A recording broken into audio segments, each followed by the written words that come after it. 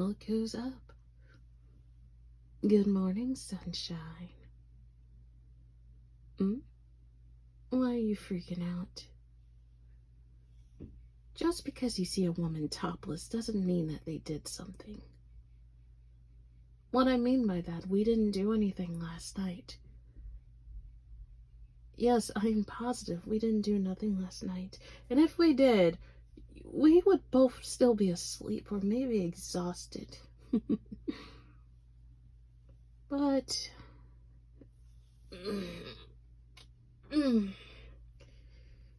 Yes, you're back in bandages again. You are insane, I must say. You dealt with a juggernaut. Yes, you dealt with a juggernaut. Do you not remember, or you just hit your head a few times? Good, I'm glad you remember. A juggernaut did a number on you. I'm surprised you even alive. Juggernauts took down a lot of people with ease. But for some reason, you managed to pay attention and do your homework and managed to take down the juggernaut. The soft spots. You found them. And I commend you. I really do congratulate you. You understood the soft spot of a juggernaut. The eyes. The neck. Who knows? Sometimes their ears. Or their legs. But, I must say, not all juggernauts have those type of weaknesses. You see, juggernauts nowadays have hard shells. The hard shells is hard to break sometimes. You could shoot a missile. You could throw a grenade. You could use a grenade launcher. But the only difference is, not all bullets can pierce the shell. It depends on which bullets you use to do that. However, I had an old student named Toho. He managed to get through the hard shell. He was the first one that invented the acid powder, which we call it the anti-shell powder, I should say. I'm so tired. I guess I'm still sleepy.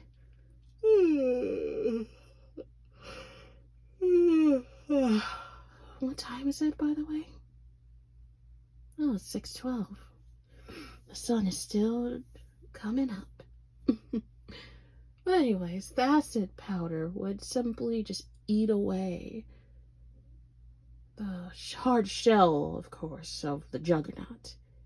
How he would do is what would let a juggernaut just grab him before he gets eaten, of course, or thrown to the ground, turning into a bloody pulp.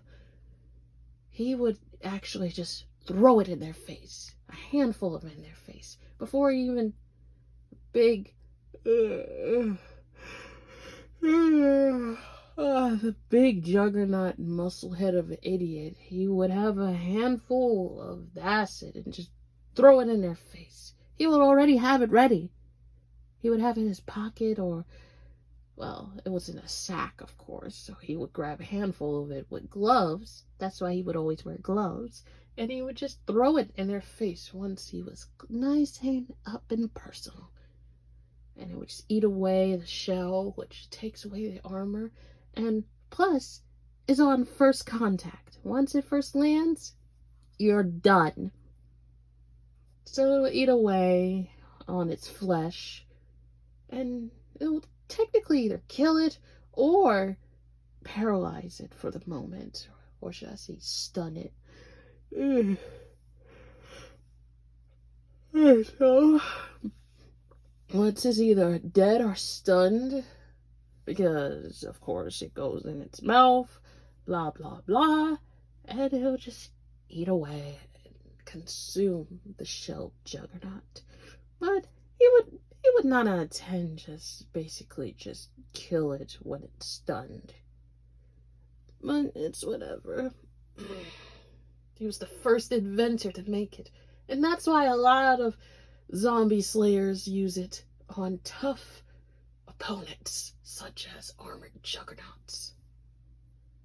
I mean, isn't guns, probably bombs, missiles, so many more. Huh? Oh, where is Toho now? He's up. In the sky. He's dead. He died in a tragic explosion. He didn't make it out on time. He was just trying to save this one little girl that was in danger. And he got trapped. The girl made it out on time, but he didn't. After that, that was the last of him. Toho was my #1 student. He's the type of person that you could just sit at the bar and just drink a few beers and talk and laugh. Shoot, even if you didn't have any money, he would provide you the money and pay for your beer or your food. He would be there all the time, just wanting to talk his sorrows away, and everybody would just listen, and people would do the same for him. You know, he was a nice guy, I would say. He even encouraged me to be more what I am today. When I was in my lowest, I was in a terrible, tragic, just way of just wanting to give up. But he pushed me even more for me to become stronger and go through the path that I am in now, to become stronger and mindful of what I'm doing or actions or so much more. Listen, what I'm saying is, just be mindful of what you're doing.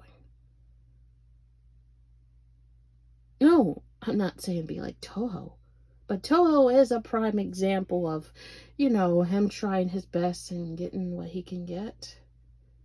All I'm saying is just grab life by the balls and squeeze the living crap out of it. It's a part of survival. Sort of a slang to it. But hey, it's a little advice that I'm giving you. So, go ahead. Take that advice and use it for your own well-being. Who knows? You might be the most, let's see, what can I say? The top-notch zombie slayer. You might be beyond my rank. Who knows one day? Or maybe you might become a teacher. Just like me. So I hope you become something better than these bozos out here. So, yeah.